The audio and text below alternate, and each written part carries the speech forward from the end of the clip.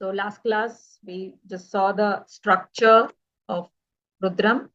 We saw what are all the three types of prayers, Kaika, Vachika, and Manasa. And Rudram is used in all these three forms of prayer. Okay. And the famous mantras, Om Namo Bhagavate Rudraya, which we just chanted now. Then Om Namah Shivaya and Triambakam, the Mahamrityunjaya mantra. All these are coming from Sri Rudrama. Okay. And we saw the Laghunyasah first verse, where we saw that whatever the self as Shiva, we are looking at the self as Shiva and realizing that divine nature within us. In what form? In the glorious form of Rudra. So we meditate upon that glorious form of Rudra, who resembles purity, who signifies purity. So resembles the pure crystal, Shuddha Sphatika Sankasham. And Trinetram, we saw what it is, three-eyed. It does not just look at from the form point of view, but it represents the time, past, present, and future. And so we saw also the Pancha Vaktrakam. What is that? 5 faces. It represents the cosmic functions, creation, preservation, destruction, concealment, and grace. Ganga, holding the Ganga, we saw that it is more like Shiva's role as a purifier or one who grants liberation. 10 arms define his infinite capabilities. When we are saying his, it is also the self. So by meditating upon that divine consciousness, we become that. Tat Tvam Asi. We become that. What? This glorious form we can experience that infinite capabilities within our own self. We will be able to have that control of our time, past, present, and future. Will not be past, present, and future anymore. It will be because we will be living in the moment. We will neither be worried about the past, whatever has happened, neither we are anxious about the future. So it just goes. So for even for one who has established his self within that divine supreme consciousness, for that person also he becomes kalatita. He's not worried about any of the time. It is we who gets worried about whatever has happened in the past, whatever is going to happen in the future. We are constantly worried about it. And that is the reason we are not able to keep our mind in a steady pace. Why is our mind wandering here and there? Because either we are thinking about the past or we are thinking about the future. Since we are into these two things, past and future, we never live in the present. After 1 year also, we will still be. Today we might be thinking what's going to happen the next 1 year. But when we reach that 1 year, again, we will be thinking for the next 1 year. It's not that, okay, fine, today I'm thinking about tomorrow, fine. But when tomorrow comes, okay, fine, I'm just focus on that. No. When tomorrow comes, I will think about tomorrow after that. Right? Or I will be thinking about how I could have done better, thinking about the yesterdays. Oh, I should have planned like this, then maybe today it wouldn't have been like this. So either past or future. That continues like a cycle. And that is why we do not reach to that level. But we have that potential, is what Rudram is teaching us, that we have that potential to become Trinetram, to become Panchavaktrakam, to become Gangadharan, Dashabhujam. All that we have that potential within us. It is just that we will have to realize that and work on it. So this is where we had stopped, right? Nilagrivam. I think this one I did tell this. we did talk about it. Yes. One with a blue throat.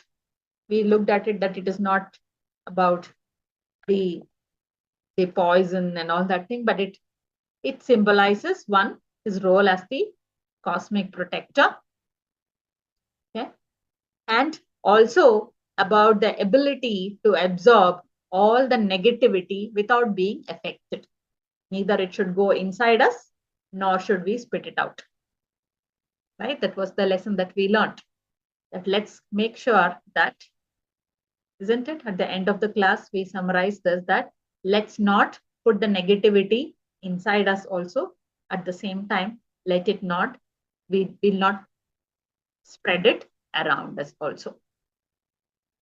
Then Shashankankam again represents the control over cycle of existence and how cool and calming nature we have even with whatever is happening around us. So I will talk about Shiva's attribute, but also point out as what I'll connect it to the Jivatma. So I'll talk about the Paramatma and then I will connect it to the Jivatma. Okay. So here, crescent moon, Shashankankam also represents the cool, calming nature. Whatever is happening around, he stays stable. That is what we have always seen in Shiva's most of the places that we have seen, maybe in movies or in the photos and all that. Whatever is happening around, he stays calm and cool. It takes a lot of effort to bring him out of that. And if you bring him out of that without his will, that's when it causes a lot of destruction. That's what we have seen. Anyway, let's not look at that. But right now, what we're seeing is he stays calm with whatever chaos is happening around us. And that's what we should also be. It may not be pleasant. It may be pleasant. It may be unpleasant, whatever the situation around us is. By not, same thing like if you look at the previous one, Neelagrivam. If we are taking that negativity, that's when we also lose our cool. Right? So it goes hand in hand. And that's why it's clubbed together only. Neelagrivam and Shashanka. Whatever is happening outside, we do not allow that to affect us in any way. Let whatever chaos happen. Let anybody shout at you. Let anybody blast you. If you're not that, then why should I get affected by it? Somebody is scolding me left, right, center. If I'm not that, it's not for me. It's fine. And if I have exhibited that, yes, then it's time that I have to change whatever I have done wrong. So whatever others are doing, it should either be for your transformation or no response. Just stay calm. Which is the difficult part, right? How can I keep quiet when somebody is shouting at me? I have to give back to that. He tells me one bad word, I will have to tell at least two. Otherwise, I will not be able to sleep well. That is what is our attitude, and that is why we lose our cool. And at the end of it, what's happening? By doing that, I am losing my cool. And what is happening? My BP is raising. I am under stress. So indirectly, I am torturing my own self. By scolding the other person, the only thing I can achieve is not any kind of contentment also. Because even after that, even after you tell, will be like, I should have told a little more. That was not enough for him. Or we repeat, we keep thinking about it. In our mind, we recreate it again and again and again. Thereby, we lose our cool, we lose our calmness, and we spoil our sleep, appetite, our health, everything goes for a.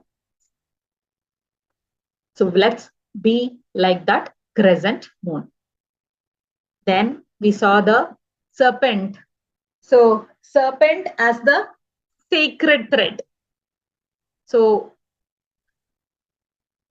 okay. So what is this wearing a serpent as the sacred thread? It, I think, yeah, I did. Yeah, now I remember. We were talking about the fear part of it. When the snake bites, most of the time, a person dies because of the fear. So here, serpent or the naga represents his dominance, the Paramatma's dominance over fear, death, and ego. Yeah. So conquering fear and death. So here Naga represents death and time, both of which Lord Shiva has mastered. Yeah. So he is considered as the Mahakala, the great destroyer of time, and who exists beyond birth and death. Now, what it means for us also is that fear and death. We saw that even in Yoga Sutras. So there was something called as abhinivesha, fear of death. The fear of death is what is the most, or the, I would say, the klesha which somebody is not able to master it. Most of the yogis and sages, they're able to conquer many other things, but the fear of death is something which pulls people down. Most of the time, why? Because it's an unknown territory. Nobody has come and told us what happens after death. It probably will be one of the best experience. Maybe. But since we don't know what happens after that, and that's when we are not sure. If somebody would have come and told, you know what, it is very nice, yeah. Maybe then nobody would have the fear of death. No work, nothing to do. You can just stay relaxed. Nobody's going to ask you for anything. You don't have to cook, you don't have to clean, you don't have to work. Just relax only. If somebody had come and told that, to go to the other side of the world or to go to the other dimension, wherever, whatever it is. So it's just because we don't know what it is, and that is why that fear is. Okay. When we know what is there on the other side of the wall, then there's no problem going to that. So there was one book also. It was a fictional one though. Don't remember the name now though, but they had constructed a big wall. And they said that nothing exists outside that wall. And everybody or nobody dared to go and check also. And they said that even if somebody tries to do that, they're dead. And so everybody decided that they should never even venture near the wall.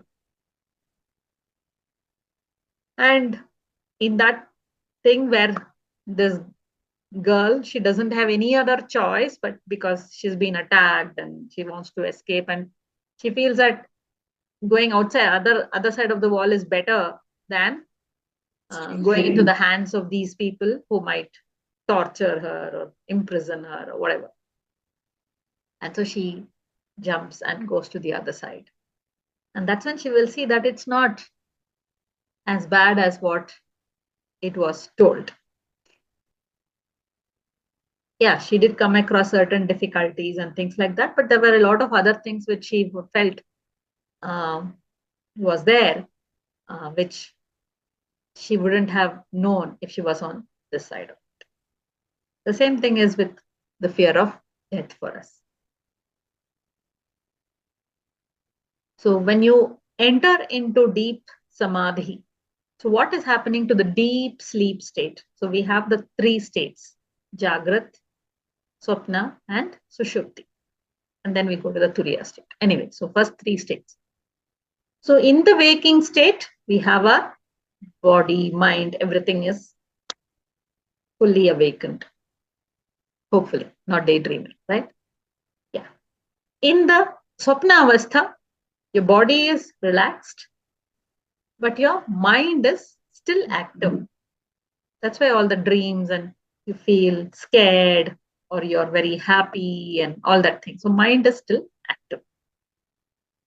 But in the deep sleep, none of us have experience. We all say that we have had a good sleep, yes. But during the deep sleep state, did our mind say, hey, you know what, I think yeah, we are having a good sleep now. Has anybody experienced that?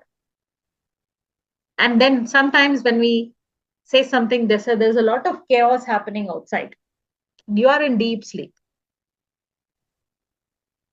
And then when you wake up, you won't even know what's happened, what had happened. Like somebody will tell you know what, this thing happened. He said, I never knew about it.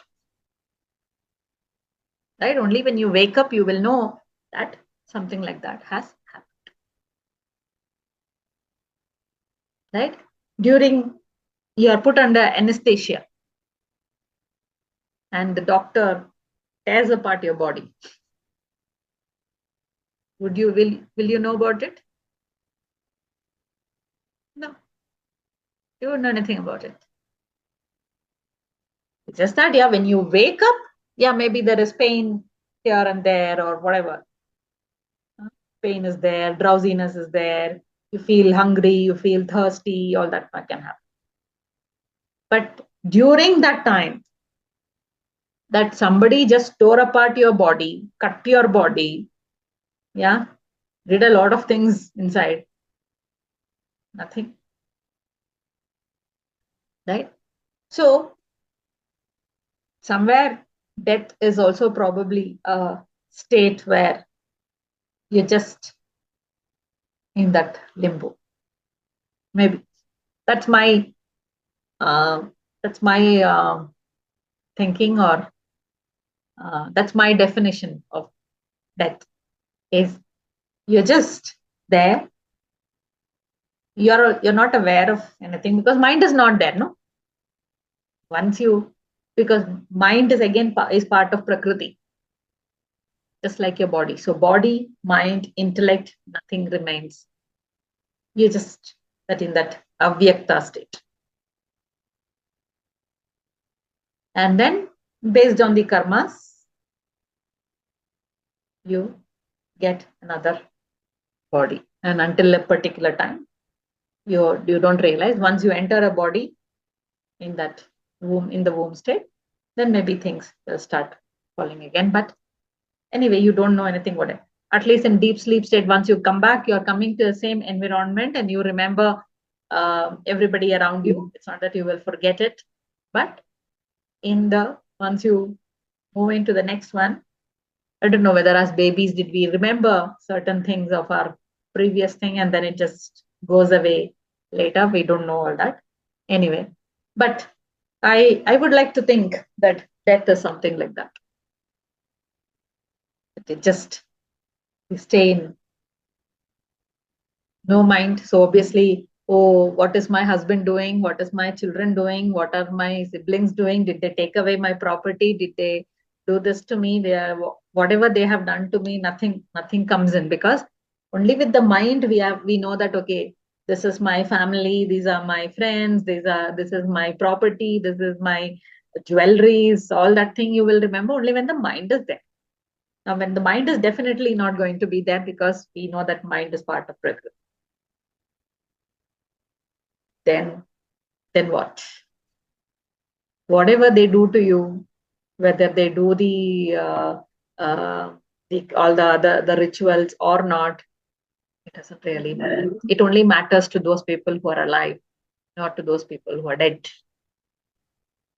because it doesn't affect you in any.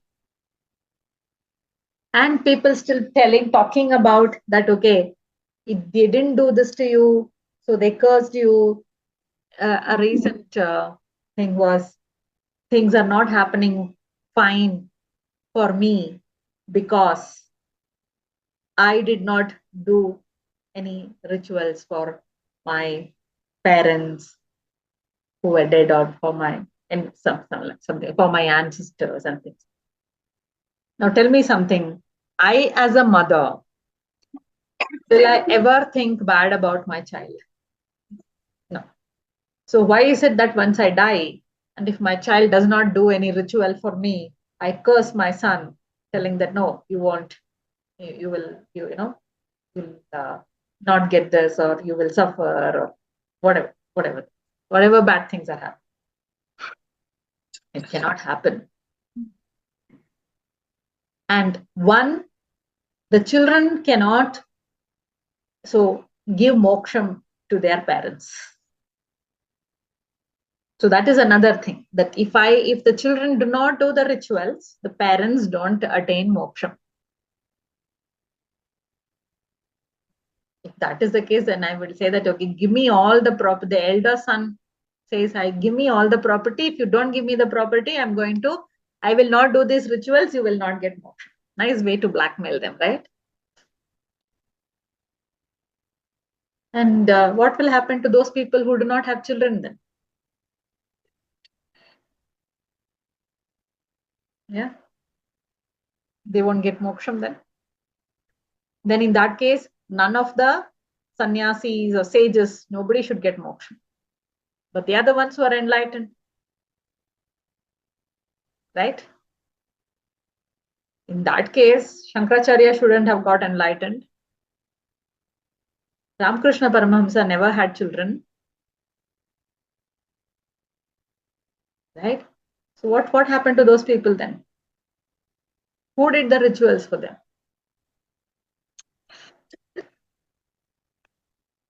Right? Something that we all need to think about it and not go behind rituals or blame somebody else for me not getting moksha. I have to earn it.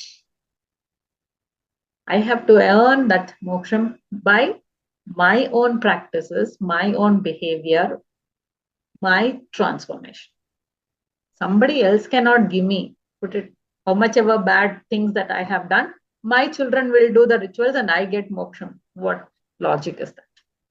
Then I will not transform. I will only make sure that I will train them right from childhood.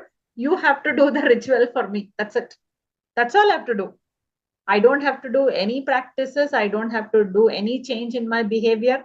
I can be as nasty as possible. I can be as selfish as possible. I can have all the negative qualities, but only thing that I will do is I will train my child to do the ritual so that I will get moksha once I die. Right? What doesn't make sense at all.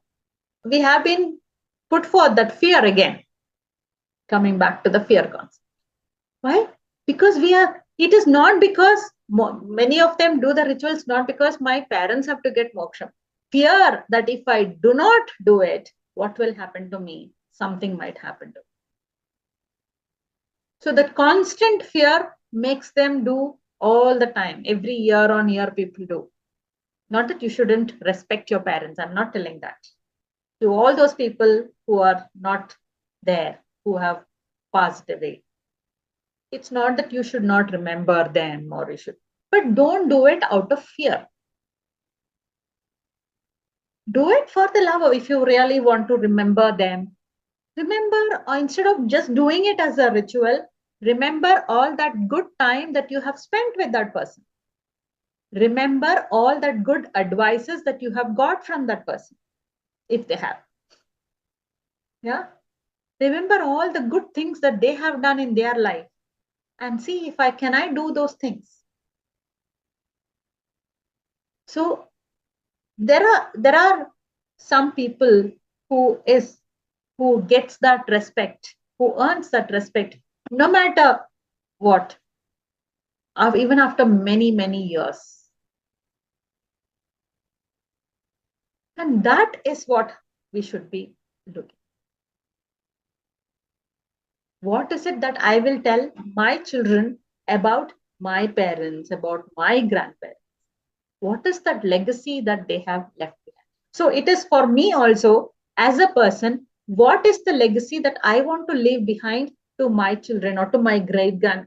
Maybe I may see, I may not see grandchildren, great grandchildren, and all the next generations that's to come.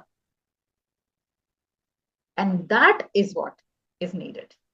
Not for us, definitely not for the person who's gone, but for to make sure that we pass on all that good qualities, good things that we can give to our children, and they in turn pass it on to the next generation. So that is what we are not expecting, whether our children will do the ritual or not, but give. So why are we always thinking about what to get? Let's think about what we can give. And when we are giving, give that values to them, because they will remember those values. Then that's equivalent to many years of whatever rituals. It doesn't matter other. If I am thinking about them in a very bad way, but I'm like doing it, what is the point? Again, we are cultivating all that negativities within us again and again. We're putting it. So when we die, what is it that we need to be leaving behind is people thinking something good about us, not thinking bad about us. Oh, what a terrible person who just left. That should not be the attitude. Even after living, you feel bad for the person who's left, but thinking what a great thing his or her good work or good behavior, that's going to remain with us for all the time. And it need not be only to the children. Each, as many people as possible, if we can leave that behind, they will, if they think about us, okay, this person helped me to become like this. Whatever I am, I've got some good advice or suggestion, or the way, just by looking at the way that person lived their life, that motivated me to take my life forward. If somebody is telling that about us, what more do we need? We don't need anything else in this life, isn't it? So that is what it is. Instead of just living, doing anything in fear, is not going to help us. So understand and change accordingly. So here, this fear is again the same thing. Don't, if having that thing about if I all that, then even the fear of doing the papa and punya, all that comes out of fear itself. So having a control over fear and death. It is also control over desires and ego. Okay. And in yogic philosophy, this serpent also represents Kundalini Shakti. So the dormant spiritual energy just residing at the base of our spine, we take it, awaken it through the chakras, unite it with the divine consciousness, Paramatma.